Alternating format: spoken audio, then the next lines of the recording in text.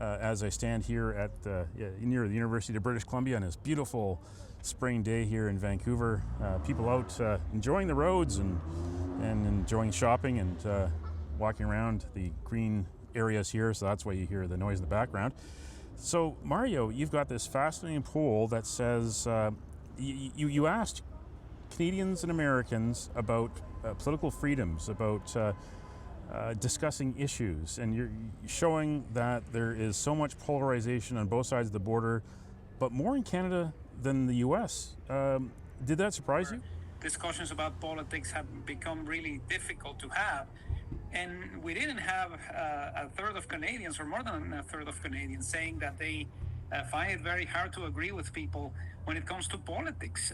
It's something that is affecting particularly the younger demographic. If you're aged 18 to 34, you're more likely to react to somebody who doesn't have the same politics as you by blocking them, by not talking to them again.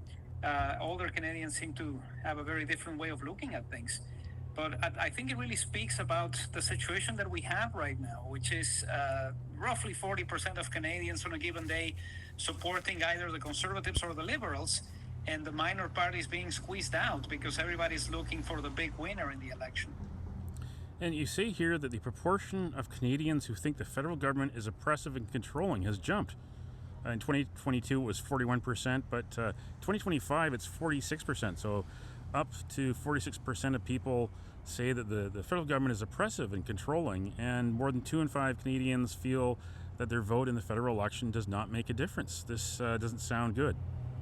No, it's definitely not the kind of situation that you want to have, especially when we're in the middle of a campaign. You know, to have people who are looking at their own riding and saying my vote doesn't matter, or I want to vote for a party that didn't run a candidate this time around, or the lead for the incumbent in my riding might be as massive as to essentially render my vote meaningless. You know, it's definitely problematic, but it also speaks about the complexities of identifying with the people who are serving us in the House of Commons.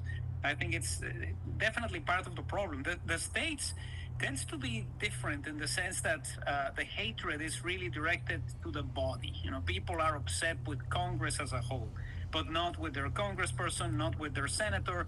There seems to be this rapport where the average American will say, I'm really happy with my congresswoman or congressman. It's the other 434 people surrounding this person who I don't like.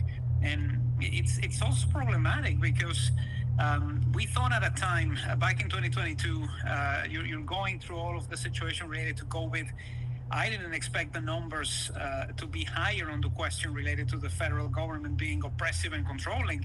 And it's actually higher this time around when we sort of left COVID behind. So it certainly speaks about the complexities of some Canadians to look at the situation that is developing. And it's even more troubling when it's happening in the middle of a federal electoral campaign.